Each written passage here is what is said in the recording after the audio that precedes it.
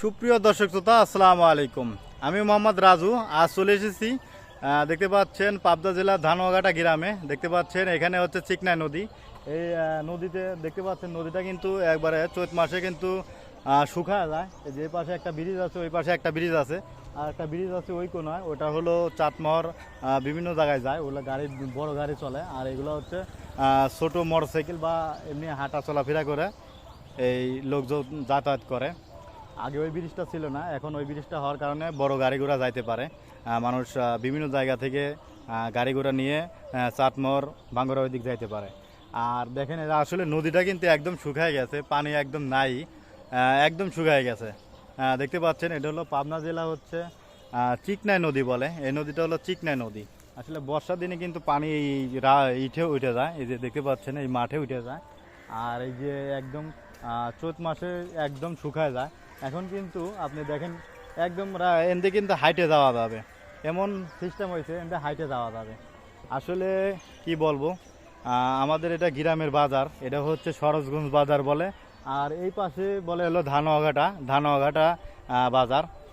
আমরা এখন যাইতেছি হচ্ছে ইসে সরোজগঞ্জ বাজার দিয়ে।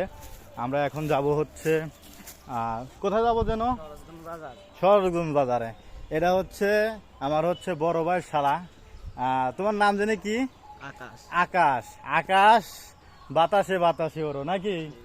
হ্যাঁ, আমরা এখন দুইজন যাইতেছি হচ্ছে।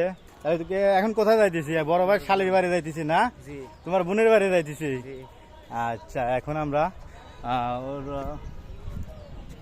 বোনের বাড়ি যাইতেছি। আসলে বিয়ান সাহেবের বাচ্চা হয়েছে, তো পরে ওখানে আমরা দেখাশোনা করে যাব।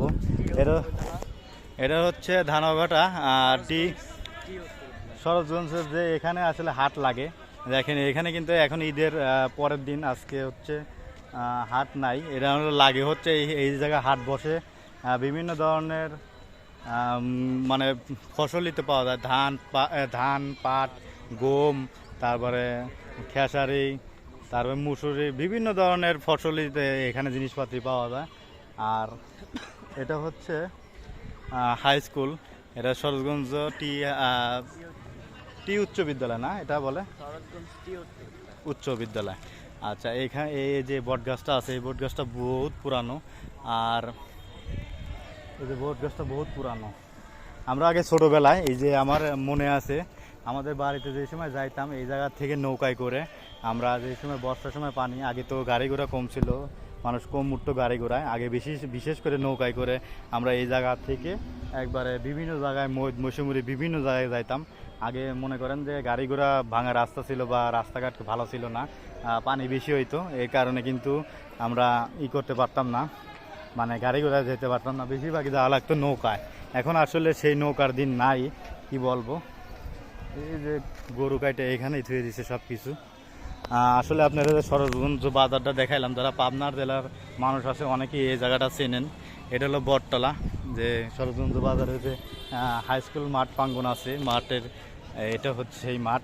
এখানে বিভিন্ন ধরনের জিনিস পাওয়া যায়। সবাই ভালো থাকবেন, আল্লাহ হাফেজ।